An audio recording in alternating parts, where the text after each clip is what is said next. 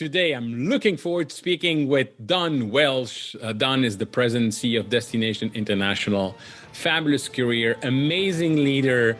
I don't know anybody that has as much energy as Don. Enjoy my conversation with Don Welsh. Hello and welcome to a new episode of the Business of Meeting podcast. And today I am so happy to finally have the opportunity to speak with Mr. Don Welsh, the presidency of Destination International. Everybody knows him as always, everywhere, somewhere in the world. Don, thank you so much for joining me today. Eric, it's a pleasure seeing you. I wish it were in person, but I'm genuinely thrilled about spending some time with you today. So thanks for having me. Thank you. Thank you for taking the time. I was thinking of you, and you probably don't know, there's a French singer used to be called Gilbert Bécaud, but his nickname was Mr. 100,000 Volt. And when I was thinking about our future conversation today, I had this image in my mind. You are Mr. 100,000 Volt. You have always so much energy. You're doing so many things. You're leading people. It's just amazing. So I'm very happy to speak with you today. It's a pleasure to be with you. I've been accused of worse, but I will say that a little Diet Coke this time of the afternoon doesn't hurt as well. But yeah, everything from hyperactive, you named the descriptive. I've been called that, but I'm genuinely thrilled about what I do, and I feel blessed and privileged to travel around the world and get a chance to meet people with you and our industry. That's great. Thank you. And for those who would not know who Destination International is, we're going to talk about it a little later today. But it's basically all the convention and visitors bureau in the world that are under one umbrella, that you're leading them and helping them, especially in this time. But before we get there, I'm very curious, how did Don Welsh join the industry? What were your first journey into our industry? Well, I'll make a very long story short, but I was fortunate when I was in, believe it or not, high school, long time ago, to be hired by United Airlines. And at the time, United Airlines, I was living in Baltimore, where I was born and raised, Baltimore, Maryland, and had a chance to work for United, become a baggage loader. And all the way through high school and college, what a great part-time job. And back then, you were actually allowed to get flying benefits. So I was sitting there saying at a young age, wow, this is pretty cool. You make, you get a good living and you get a chance to travel around at discounts or free. So I was sort of smitten by travel then. So I had the good fortune to work for United when I was out of college. Then I had the chance to move from Chicago, where we were at the time, to Seattle to be part of an airline startup called Horizon Airlines. And Horizon, I'm pleased to say, is still in business. It was bought by Alaska Airlines.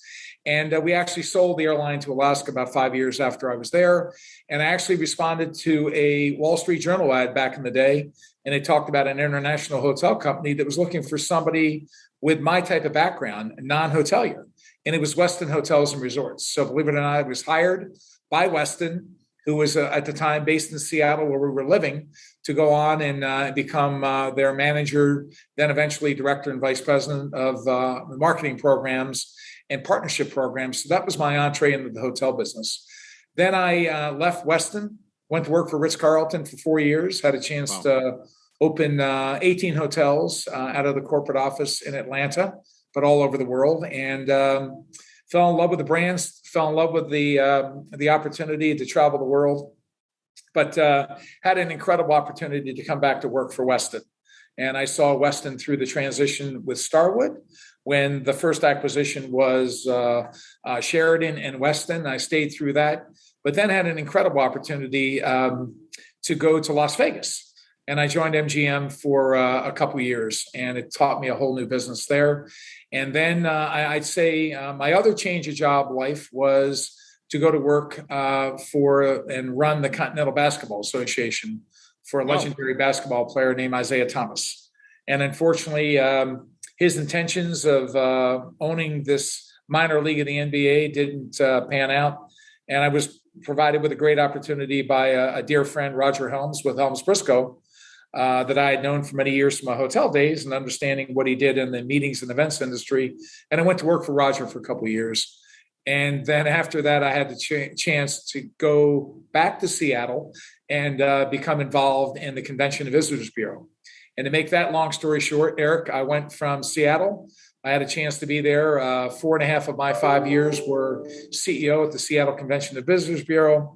Then I went to Indianapolis for 2.5 years, had a chance to be part of the new airport, the new stadium, and the new hotels.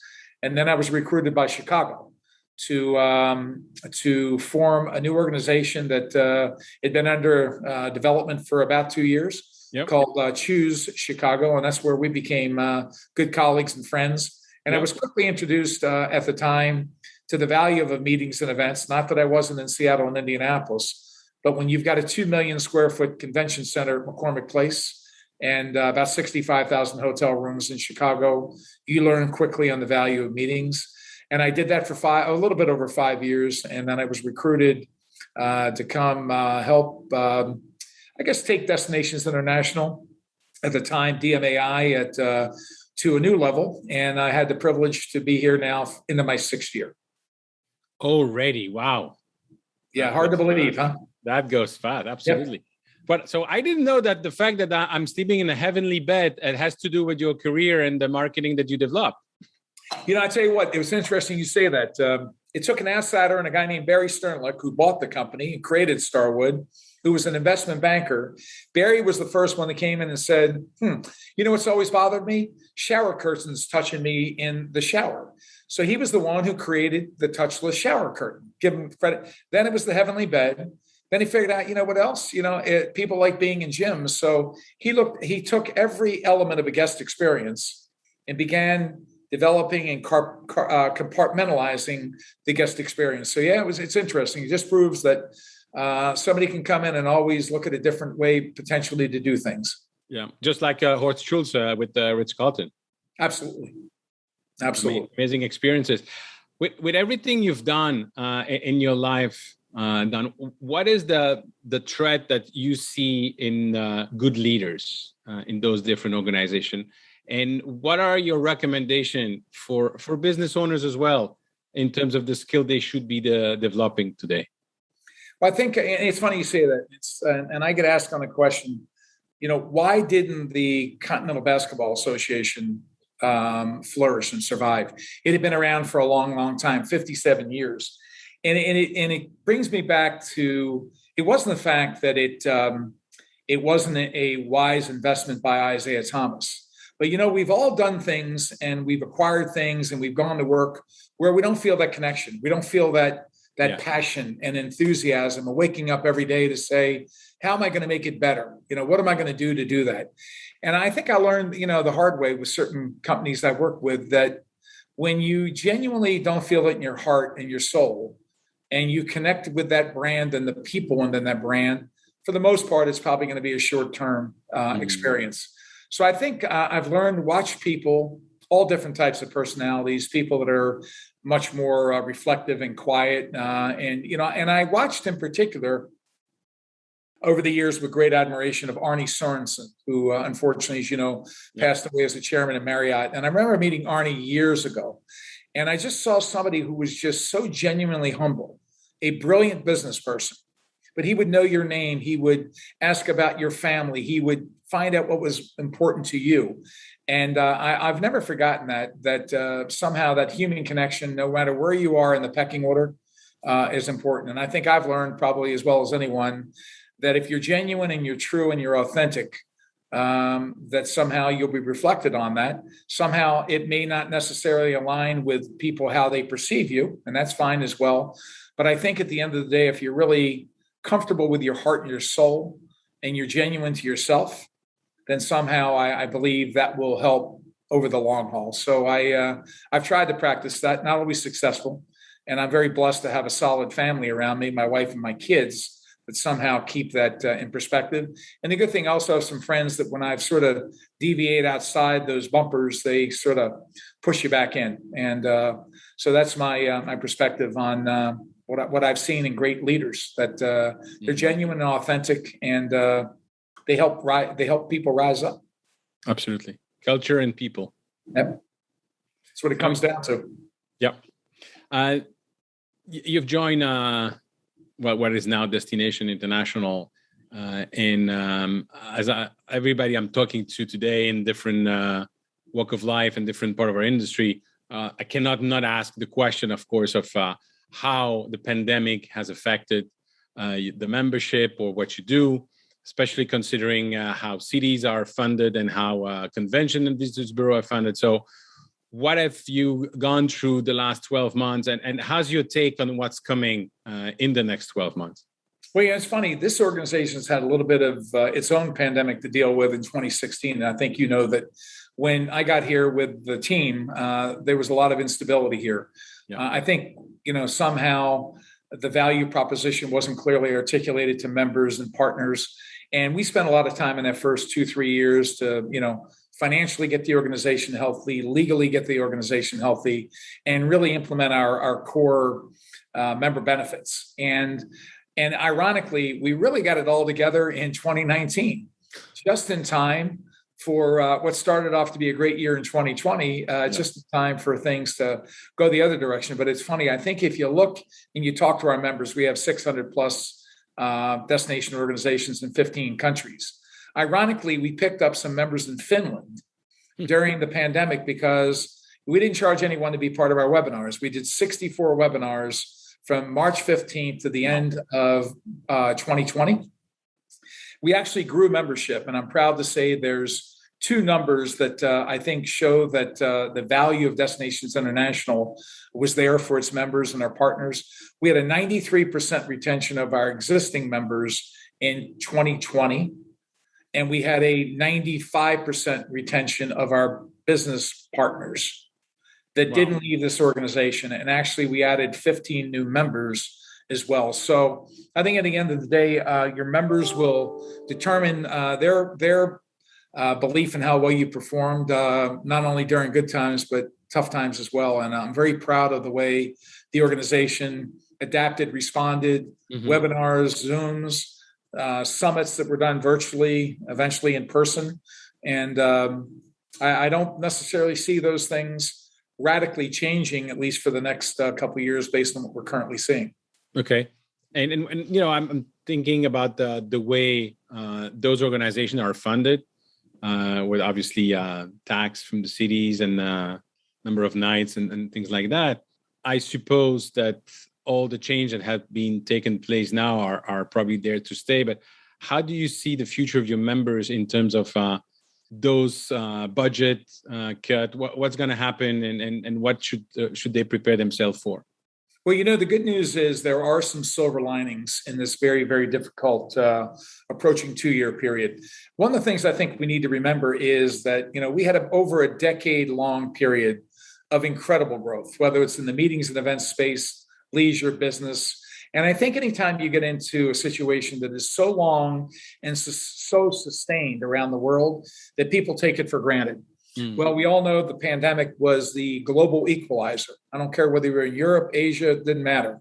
That business dramatically fell off. And I think that I saw such an incredible response by the destinations, again, around the world, of what they did to adapt to their local marketplaces, what they did to bring it down to the basics to support restaurants, as an example, that were providing takeout. It could be everything from working with city services and the local government to make sure there was one constant repository of information on behalf of that destination. So I continue to watch the destinations even to today, how they've become greater in this whole community shared value that we talk about, and making sure that it's not just about heads and beds and taxes and jobs. It's about what that brand means within that local community.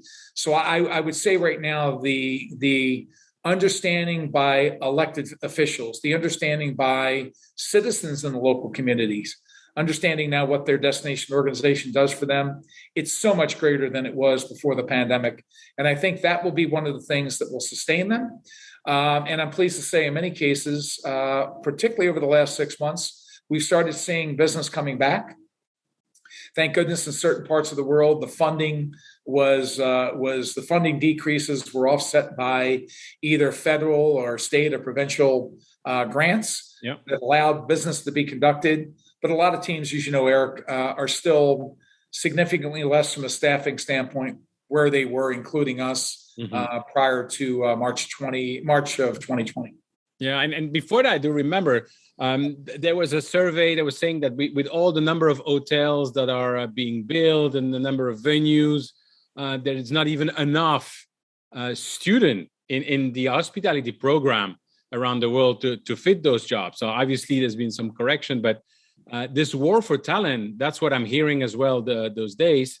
The war for talent now, I'm hearing it's very difficult for people in any industry, but especially for ours to find the right people. So if I can have your take on that. And by the way, just a personal observation, I had the opportunity to travel a little bit and also to go on holidays with the family.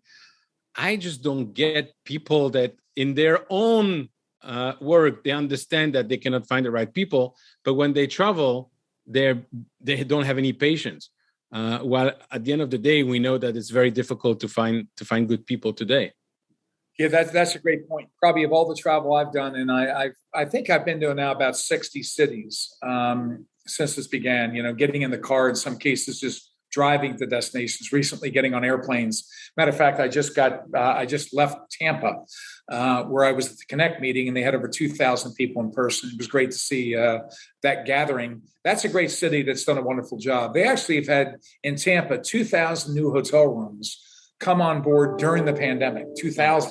Wow. And they've absorbed that inventory. But you're right. If you, no matter whether you're on an airplane or an airport, rental car companies, certainly in the hotel side, restaurants, the biggest issue right now around the world, and in particularly North America, it is really having adequate staffing in order to take care of the guests.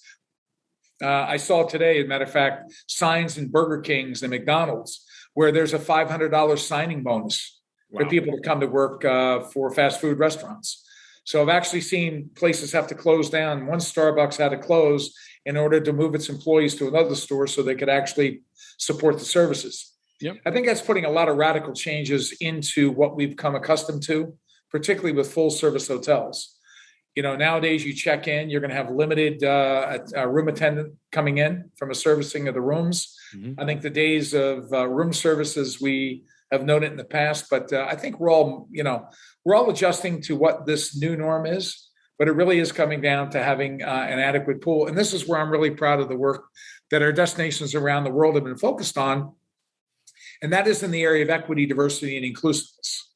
And I believe right now there is a paradigm shift taking place, whether it's at the most senior levels within a convention bureau in terms of the makeup and composition from a diversity standpoint. Yep. And I'm proud to say that over 350 CEOs have signed a pledge at DI focused on EDI, that their organizations will adhere to that. And what that's doing, Eric, it is now aligning some of these initiatives with local colleges and local high schools to present now this opportunity to work in our industry that somehow I believe has an unfair reputation of being paying low wages. In the hotels and the convention bureaus and the convention centers.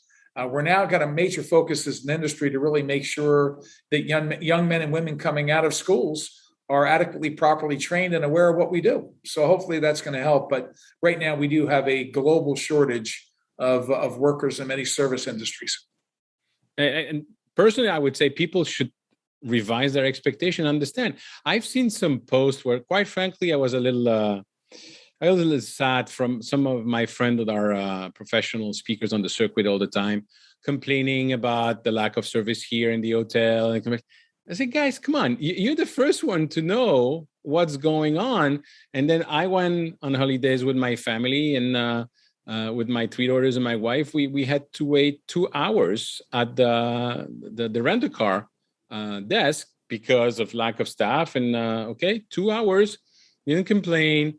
Of course, there were people trying to pass and not being very nice.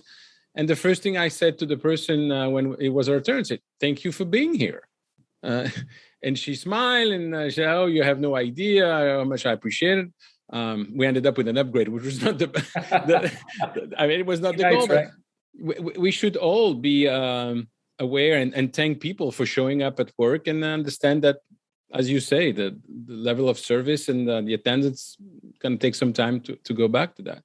I agree. And I think one of the other areas that I think is very important, again, yesterday was a perfect example at the Connect meeting.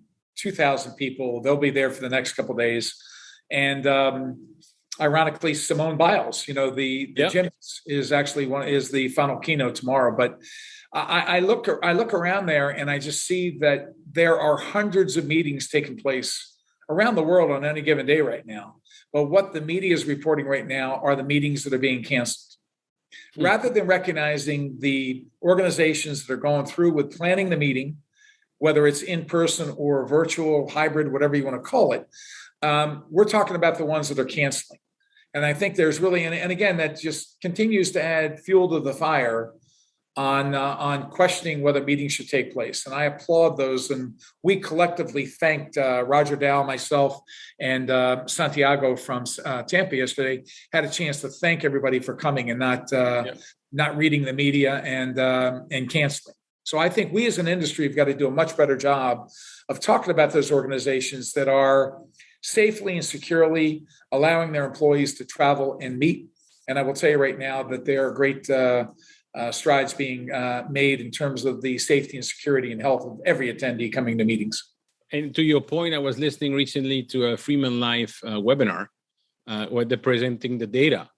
And what I remember from it, it's quite frankly, with all the festival and the congresses, because of the measure that we are taking, because of the consciousness that we have and the safety that we work on, it's actually safer than going to the grocery store. It is. And I would say right now, the other thing is coming very apparent now, the more we're compiling bio information, historical information on attendees. I know right now Clear is looking to get into that space from the airport and all the information. It's all intended to make your travel experience that much greater. But I would say right now that, we've had a few meetings in person. We had a CEO summit in Tampa for 350 people, and they were tested, screened every day. We had 0 cases. We had close to 1,000 people in Baltimore that attended that meeting. We had 1. And by the way, I think, you're seeing the transparency. You're seeing basically that person, her case was so mild, it wasn't even acknowledged until she got home.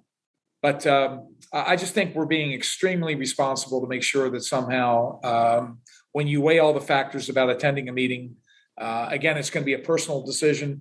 But I think the data is saying you can do that. You can travel. You can safely attend the meeting, and protocols are in place at the highest levels to make sure your health is the highest concern. Absolutely. And talking about safety, I know that this was something that was in the mind of everyone the last years, and it's probably not going to go away as we come back, but it's also the safety of the venues that we are attending and the safety of the cities. Do you see any initiative being taken there by some of your members and some of the things that we should be aware of? That's one of the probably, again, getting back to one of those silver linings we talked about earlier. Yes, I've seen such incredible collaboration, and I'll use Baltimore as an example where we held our annual convention. There was a complete coordination between the city health department and the Visit Baltimore team led by Al Hutchinson and his team. There was not one decision leading up to accepting our meeting to the time we arrived that wasn't in conjunction with the health department. Therefore, in the health department, it wasn't just the convention bureau, it was the convention center, Peggy Didakis and her team. It was making sure that all the GBAC standards that a lot of destinations are adhering to right now, that, is taking science and a scientific approach towards cleanliness, whether it's at the airports, the convention centers, stadiums, all the touch points. We were one of the first people to get behind GBAC. And those kind of things, I think, Eric, are going to continue to stay in place. So I think the things we've learned will be sustained for a long period of time because, it probably get back and say, why didn't we do these things earlier? But I will tell you that Brad Main and his group at the Association of Venue, IAVM, taking stringent measures. They just had their meeting in Atlanta a couple of weeks ago. And I would say probably a majority of the education there was about the guest experience, but most importantly, the health and well-being of every attendee that visits their venues around the world. Fabulous. You made me think of something related to that, but linked to the Convention and Visitors Bureau.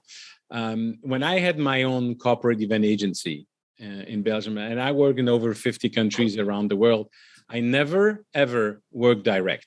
I always work with local partner.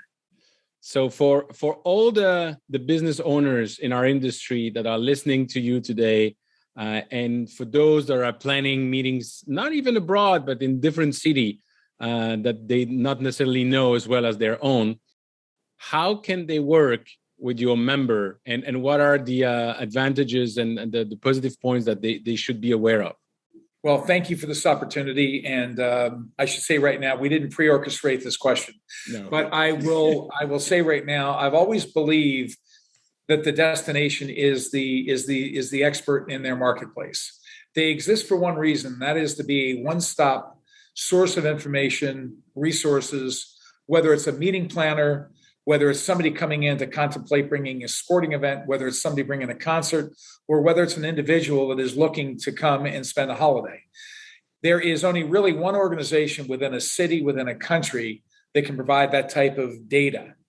And again, as I said, there has been greater value during the pandemic of having this great repository of data going into each of our members' databases. So as things change on a daily basis, and as we're seeing they do, there's really only one organization that can assist in looking whether it's a meeting for the next 3 months or the next 3 years. That's going to be that tourism organization, CVB, destination management organization, whatever it may be called in that respective area or country. And they are the trusted experts. That's their job. That's what they're paid to do. So we know there are many people that have really never looked in some cases in understanding this, because in some cases, they believe there's a fee. These services are for free. These are the men and women that have committed their careers to do exactly that and provide whatever area they may be within that destination organization. That's their job. They take great pride in it. And particularly now as we begin this recovery and rebuilding mode, destination organizations they should be the first call that's made to really assess what's taking place in that community. And I think from there, the foundation on the meeting, no matter how big or small, it can actually then begin maybe taking a little bit of the challenge away during the process. Absolutely. And what I find out as well over the years that obviously tourism organization, conventions, this bureau are very aware of that. Not necessarily everyone is aware of is that somebody is coming to attend a meeting in a city versus somebody who's a tourist. The person attending the meeting is going to spend 3 to 5 times more into the city, which is why probably the service is free for meeting organizer, right? Absolutely. I think if you look at the tourism cycle, so many things start with somebody had to be there actually because their company said, you're on a business trip. And they said, wow, I had a great experience there. Or somebody came to a meeting. And it's amazing the number of meeting attendees when they had a great experience during an event or meeting, how they come back on as that leisure visitor. Mm-hmm.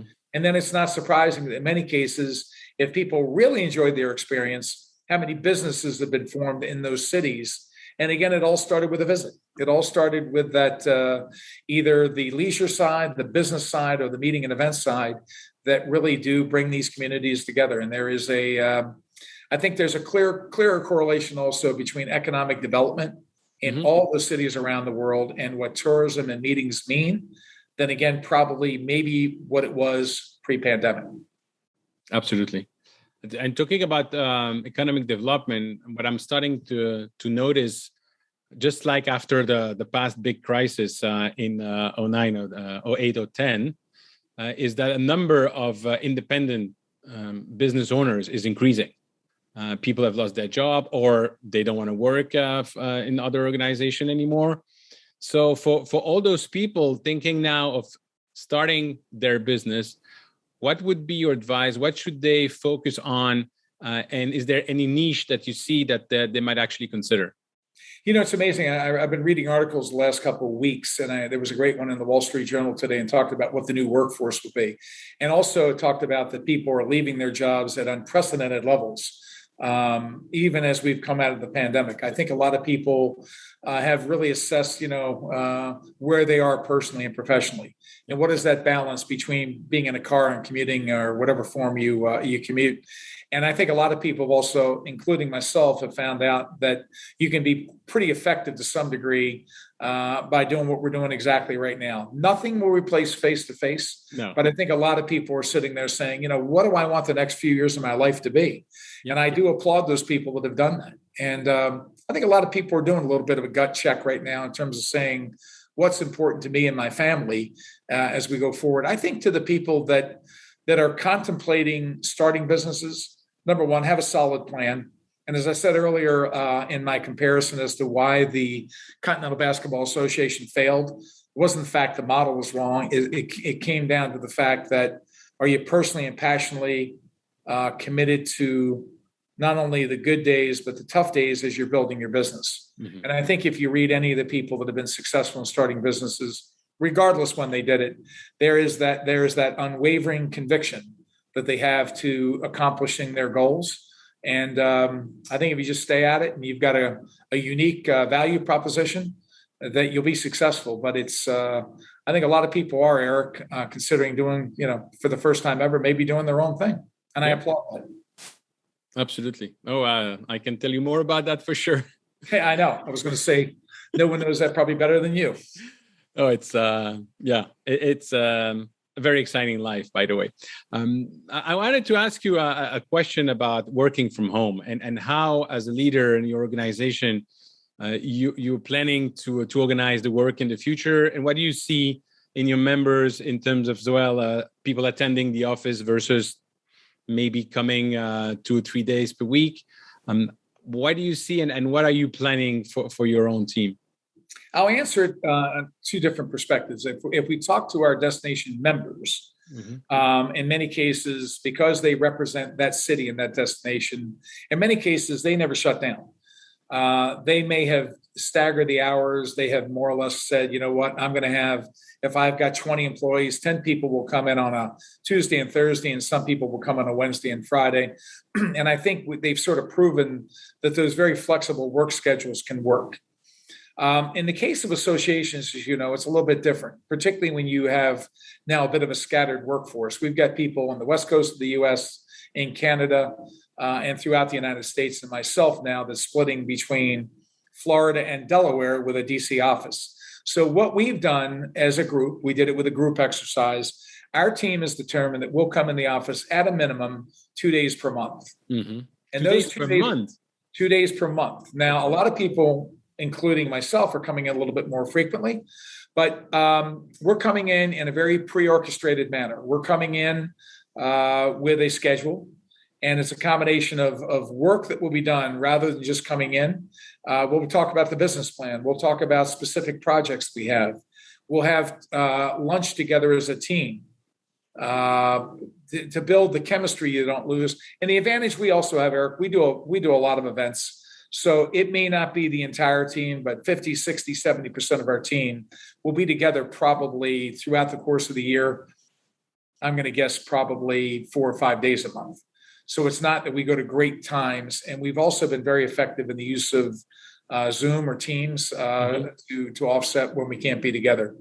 And I do think right now you're going to see a lot of associations have to accommodate this type of thinking, not only for a younger employee, but also for the health of the organization, including myself. Mm-hmm. And I was probably one of the ones that always needed to believe that you've got to be in the office face to face. But if you got a computer and it's hooked up and you're connecting with your team frequently, it can be done with a combination of in person and online. Yeah. And do you see that as well with your members?